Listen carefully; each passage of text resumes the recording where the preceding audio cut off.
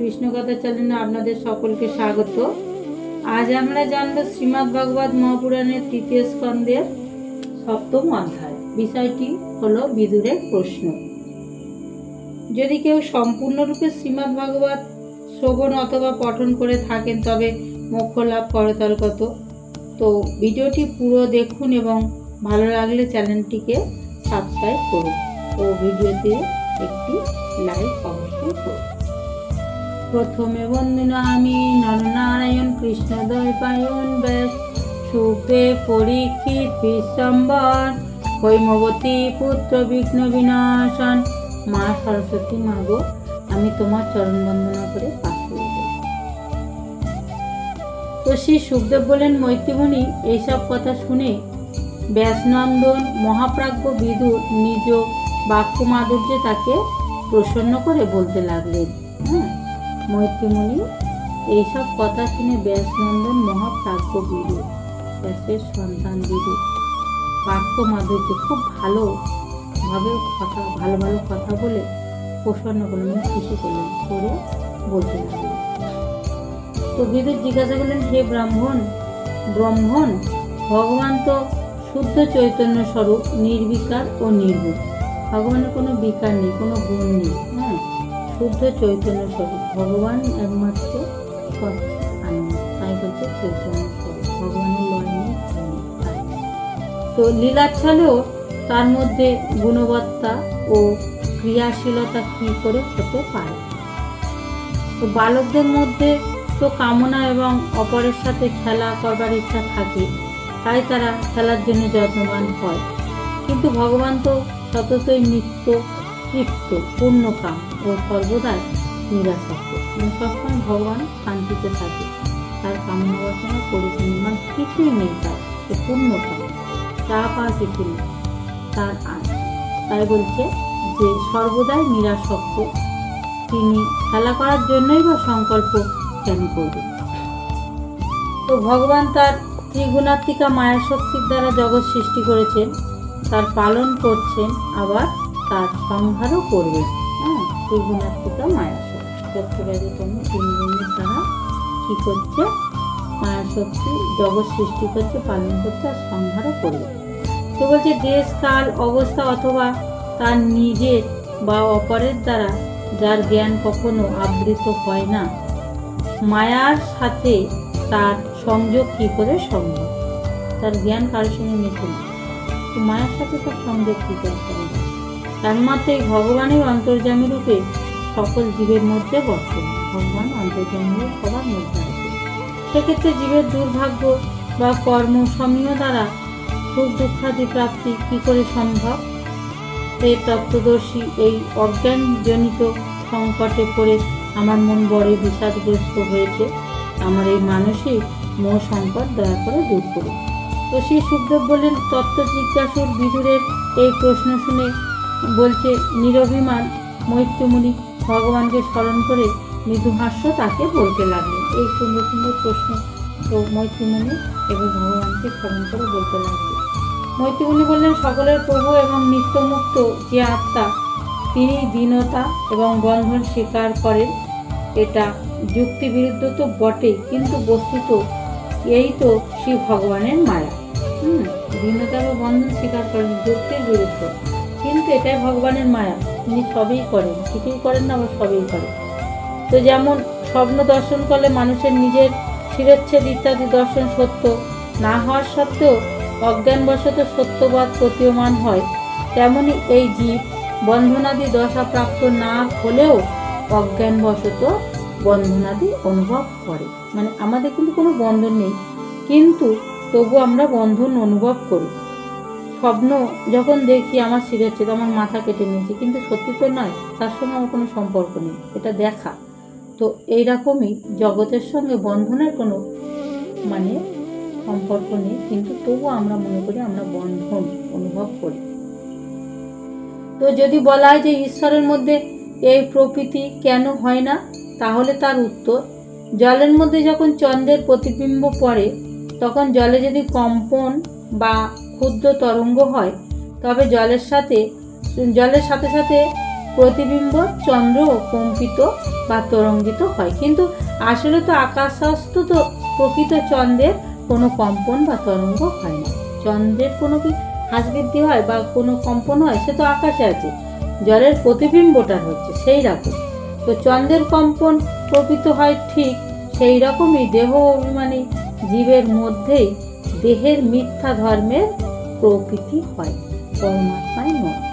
তো নিষ্কামভাবে বলছে ধর্মাচরণ করলে ভগবত কৃপায় প্রাপ্ত ভক্তি যোগ দ্বারা এই মিথ্যা প্রকৃতি ধীরে ধীরে নিবৃত্তি হয়ে যায়। যদি ভগবানকে নিষ্কামভাবে কোনো কামনা বাসনা যদি না থাকে, ভগবানকে যদি আমরা ডাকতে থাকি, তাহলে ধীরে ধীরে এই মিথ্যের আরোপটা আমাদের মধ্যে চলে যাবে। হ্যাঁ, তারপর যখন জীবের ইন্দ্রিয় গ্রাম বিষয় বাসনা থেকে নিবৃত্তি হয়ে পরমাত্মাতে নিশ্চলভাবে স্থিত হয়, অর্থাৎ বহির্মুখী নিক্ষেপ শান্ত হয়ে মন অন্তর্মুখী হয়ে ভগবত পরায়ণ হয়। মানে আমাদের এই যে চা পা ধাবিত, চোখ কান মুখ সব দিকে বাইরের দিকে ধাবিত হচ্ছে, সেইটা আর হবে না, অন্তর্মুখী হয়ে যাবে। আর কি হবে? মন অন্তর্মুখী হয়ে ভগবত পরায়ণ, মানে ভগবানকে ভালোবাসতে শুরু করবে। তখন নিদ্রিত মানুষের মতো জীবেরও রাগ দেশাদি সকল ক্লেশ সর্বদা বিনষ্ট হয়ে যায়। একটা ঘুমিয়ে থাকা মানুষের কি রাগ দেশ থাকে, চা পা থাকে? সেই রকম এই চলন্ত মানুষেরও সেগুলো সব চলে যাবে, ভগবানকে ভালোবাসবে। ভগবান শ্রীকৃষ্ণের গুণগাথা শ্রবণ ও কীর্তনে অশেষ দুঃখরাশির নিবৃত্তি হয়ে যায়। তারপরে যদি মনের মধ্যে তার পাদপদ্মের সেবা বিষয়নী রতি জন্মায়, তবে তার বলার কি থাকে? কি বলছে যে ভগবান শ্রীকৃষ্ণের গুণগাথা শ্রবণ ও কীর্তনে অশেষ দুঃখরাশি, প্রচুর প্রচুর দুঃখরাশি সব নষ্ট হয়ে যায়, আর দুঃখ থাকে না। তারপরে যদি মনের মধ্যে তার পাদপদ্মের সেবার বলছে রতি জন্মায়, মানে ইচ্ছা জাগে, তবে আর বলার কি থাকে? তো বিদুর বললেন, হে ভগবান, আপনার যুক্তিপূর্ণ উপদেশ বাণীরূপ খড়গ দ্বারা আমার চিত্তের সংশয় সমূহ ছিন্ন ভিন্ন হয়ে গেছে। এখন আমার মন ঈশ্বরের স্বতন্ত্র কর্তৃত্ব, জীবের ততোধিক কর্তৃত্ব, এই দুই বিষয়ে সম্যক রূপে বুঝতে পারছে। বিদুর কি বলছে? যে আপনার এই যুক্তিপূর্ণ উপদেশ বাণীরূপ খড়গ দ্বারা, এই যে উপদেশ যে বাণী, এই খড়গ মানে এইরকম কুঠার দ্বারায় কি করছে? আমার চিত্তের সংশয় সব দূর হয়ে গেছে, সব কেটে গেছে। এখন আমার মন ঈশ্বরের স্বতন্ত্র কর্তৃত্ব ও জীবের ততোধীন কর্তৃত্ব, এই দুই বিষয় সম্যক রূপে বুঝতে পেরেছে। এর তত্ত্বজ্ঞ আপনি যে বললেন, জীবের দুঃখ কষ্টের যে প্রকৃতি হয়, সেই প্রকৃতিও শিব ভগবানের বহিরঙ্গ মায়াশক্তিকে আশ্রয় করে সংগঠিত হয়। জীবের যে দুঃখ কষ্ট হয়, সেটাও কিন্তু ভগবানের বহিরঙ্গ মায়াশক্তিকে আশ্রয় করেই হয়, এটা অতীব সত্য। এই ক্লেশ প্রকৃতি স্বপ্ন অবস্থায় শিরচ্ছেদ অনুভূতির মতো মিথ্যা এবং মূল শূন্য, কারণ এই বিশ্বের মূল কারণেই যে অজ্ঞান, তাও ওই মায়া ছাড়া থাকতে পারে না। হ্যাঁ, আমরা যে মায়ার মধ্যে জড়িয়ে আছি, এটা সম্পূর্ণ ভুল। কারণ এই ক্লেশ প্রকৃতি স্বপ্ন অবস্থায় শিরচ্ছেদ, মানে কারণ বলছে যে অজ্ঞান, তাও এই মায়া ছাড়া থাকতে পারে না। এই বিশ্বটাই অ্যাকচুয়ালি নেই। হ্যাঁ, এটা মায়ার দ্বারাই আমরা দেখতে পাচ্ছি, সেই জন্য বলছে সব কিছু মিথ্যা। তো এই ক্লেশ প্রকৃত স্বপ্ন অবস্থায় শিরচ্ছেদ অনুভূতির মতো মিথ্যা এবং মূল শূন্য, কারণ এই বিশ্বের মূল কারণেই যে অজ্ঞান, তাও ওই মায়া ছাড়া থাকতে পারে না। কাজেই মূল শূন্য অর্থাৎ অসত্য মায়াকে অবলম্বন করেই সব বিষয় অবস্থান করছে। অসত্য, এই মায়ার দ্বারা মনে হচ্ছে বিশ্ব প্রপঞ্চ সৃষ্টি, কিন্তু অ্যাকচুয়ালি এটা অসত্য, এটা সত্য নয়। তো এই সংসারে দুই প্রকারের সুখী ব্যক্তি দেখা যায়। এক, যারা অত্যন্ত মূঢ় মানে অজ্ঞান, আর দুই, যারা বুদ্ধির অতীত শ্রী ভগবানকে প্রাপ্ত হয়েছে, সব কিছুর ঊর্ধ্বে ভগবানকে পেয়েছে, তারা কি বলছে? সুখী। আর যারা কিছু জানে না, তারাই সুখী। এই দুই প্রকারের থেকে ভিন্ন যারা মধ্যবর্তী মানুষ, অর্থাৎ অল্পজ্ঞ মানুষ, তারা সংশয়গ্রস্ত হয়ে কেবল দুঃখই ভোগ করছে। যারা মাঝখানে পড়ে আছে, না ঊর্ধ্বে উঠেছে না নিচে।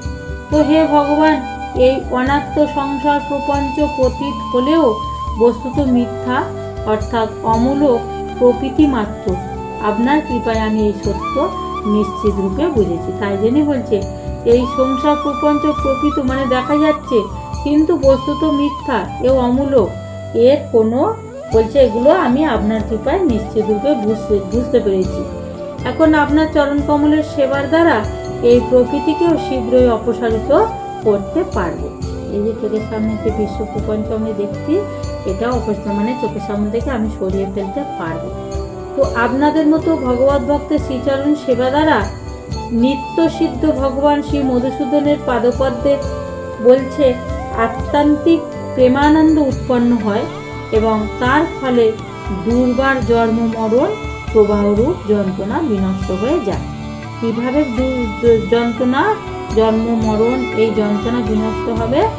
তো বলছে আপনাদের মতো ভগবত ভক্তের শ্রীচরণের সেবা করলে, ভগবানের সেবা, ভগবানের ভক্তদের সেবা করলে এই জন্ম মৃত্যুর যন্ত্রণা, যাওয়া আসার যন্ত্রণা নষ্ট হয়ে যায়।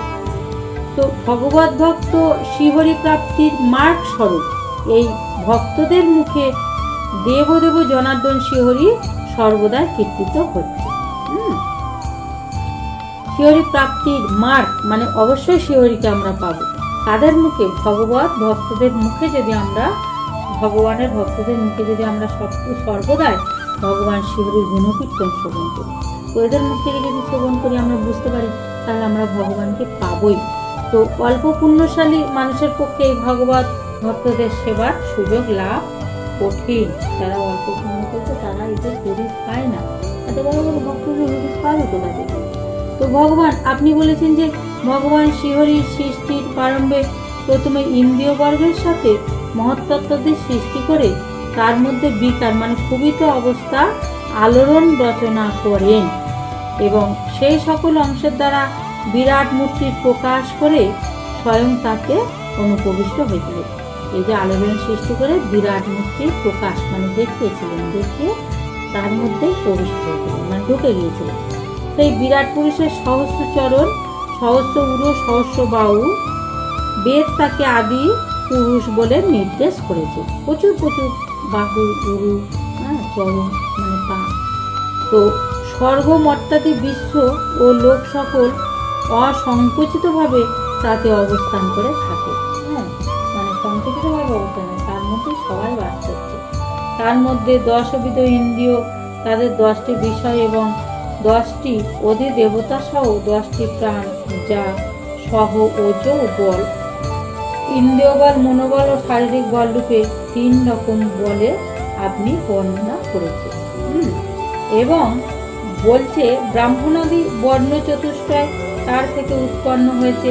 এখন আপনি আমার কাছে তার মানে ব্রহ্মণাদি বিভূতি বর্ণনা করুন, যাদের থেকে পুত্র, পৌত্র, দৌহিত্য, গোত্র ক্রমে নানা রূপে জীবগণ উৎপন্ন হয়েছে এবং তাদের দ্বারা এই ব্রহ্মাণ্ড পূর্ণ হয়ে রয়েছে, যাদের থেকে সৃষ্টি আর কি পূর্ণ হয়েছে সেই কথা বলুন।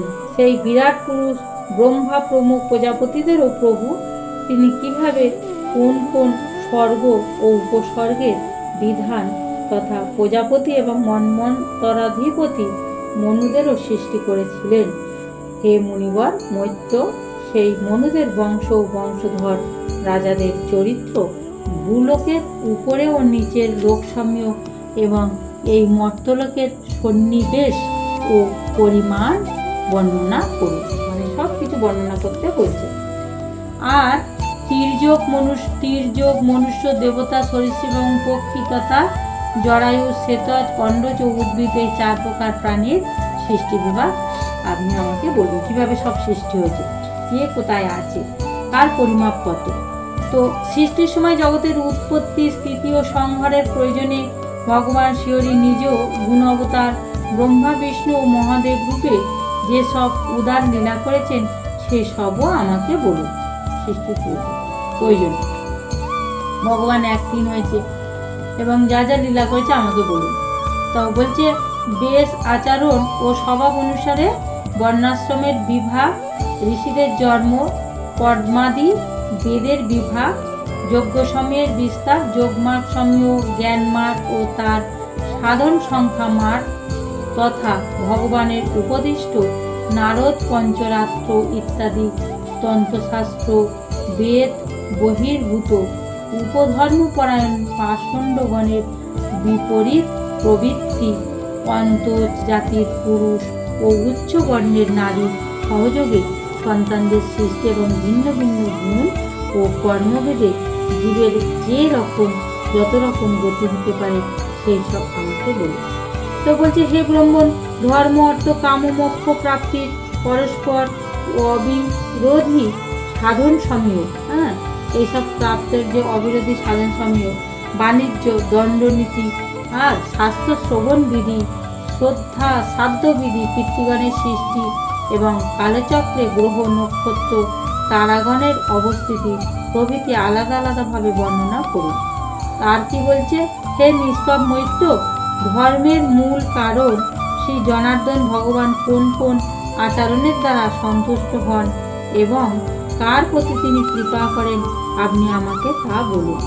তো বলছে, হে দ্বিজ প্রবর, অনুগত শিষ্য ও পুত্রদের দ্বারা জিজ্ঞাসিত না হয়েও দিনবৎসর গুরুজনগণ তাদের মঙ্গলের পথ উপদেশ করে থাকেন। তো হে ভগবান, আপনি পূর্বে মহত্তত্ত্বে যেসব তত্ত্বের কথা বলেছেন সেই সব তত্ত্বের প্রলয় কত রকম, আবার ভগবান যখন যোগনিদ্রায় শায়িত থাকেন তখন ওই সব তত্ত্বের মধ্যে কোন কোন তত্ত্ব তার সেবা করেন, এগুলি আমাকে বলুন। আর কোন কোন তত্ত্বই বা তার মধ্যে লীন হয়ে থাকে, কারা কারা সেবা করে, কারা কারা ভগবানের মধ্যে থাকে প্রলয় করলে, সব কিছু আমাকে বলুন। তো জীবের তত্ত্ব পরমেশ্বর স্বরূপ উপনিষদ প্রতিপাদ্য আত্ম পরমাত্ম বিষয়ক জ্ঞান এবং গুরু ও শিষ্যের পারস্পরিক প্রয়োজনের সম্পর্কেও আপনি আমাকে বলুন। আর কি বলছে, জীবের তত্ত্ব, জীবের যে তত্ত্ব পরমেশ্বরের কেরকম দেখতে স্বরূপ, উপনিষদ প্রতিপাদ্য আত্ম মানে বড় বড় বই, এইসব প্রতিপাদ্য আত্ম পরমাত্ম বিষয় জ্ঞান, যে আত্মা পরমাত্মার যে বিষয় জ্ঞান, এবং গুরু ও শিষ্যের পারস্পরিক প্রয়োজনের সম্পর্ক, গুরু আর শিষ্যের পরস্পরের কেমন সম্পর্ক প্রয়োজন অনুযায়ী আপনি আমাকে বলুন।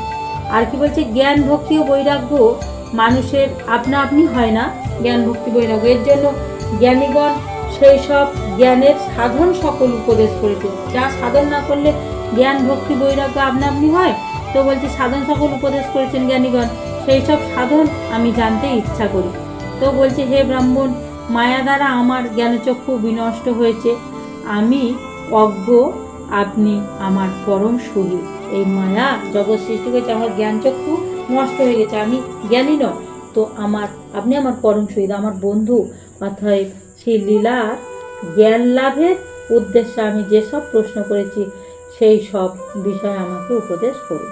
তো বলছে, হে পুণ্যাত্মা, ভগবত তত্ত্ব উপদেশের দ্বারা জীবের জন্মমৃত্যু চক্রের থেকে মুক্ত করে অভয় প্রদানে যে পুণ্য হয়, সমস্ত বেদ অধ্যয়ন, যজ্ঞ, তপস্যা, দান ধ্যানজনিত পুণ্য পূর্বোক্ত পুণ্যের এক ক্ষুদ্রতম অংশেরও সমকক্ষ হতে পারে না। আর কি বলছে, হে পুণ্যাত্মা, ভগবত তত্ত্ব উপদেশের দ্বারা, এই যে শ্রীমদ্ ভাগবত আমি যে পাঠ করছি, তো বলছে সেই ভগবত তত্ত্ব উপদেশের দ্বারা জীবের জন্মমৃত্যু চক্রের থেকে যে মুক্ত করে, এই উপদেশ যদি কেউ সম্যকরূপে শ্রবণ করে তার জন্মমৃত্যু চক্র থেকে সে চিরতরে নিবৃত্তি পাবে। তা বলছে, সেই জন্য বলছে জন্মমৃত্যু চক্র থেকে মুক্ত করে অভয় প্রদানে যে পুণ্য হয়, অভয় প্রদান মানে ভগবানের শ্রীচরণটা হলো অভয় প্রদান, ভয় নেই সেখানে। তো সমস্ত বেদ অধ্যয়ন, এই দান ধ্যান পুণ্য সব কিছু একেবারে তার কাছে ছোট, একেবারে অতি ক্ষুদ্র। তো শ্রী সুখদেব বললেন, হে রাজন, কৌরব শ্রেষ্ঠ বিদুর কর্তৃক এইভাবে পুরাণ প্রতিপাদ্য বিষয় সকল জিজ্ঞাসিত হয়ে মৈত্রী ঋষি ভগবত লীলা কথনে প্রণোদিত হয়ে অতিশয় আনন্দিত হলেন। এই যে এত প্রশ্ন করেছে, এবার ভগবত কথায় তিনি নিয়োগ করলেন মনটা এবং আনন্দিত হয়ে ঈষৎ হাস্য সহকারে বলতে লাগলেন। আর কি করলেন, আনন্দিত হয়ে অল্প হাসলেন, হেসে এইবার তিনি একেবারে ভাগবতের কথা বিদুরের কাছে বলতে শুরু করলেন। তো আজ আমি এখানে আমার পাঠ রাখলাম। ওং নমো ভগবতে বাসুদেবায়। ওং নমো ভগবতে বাসুদেবায়। ওং নমো ভগবতে বাসুদেবায়।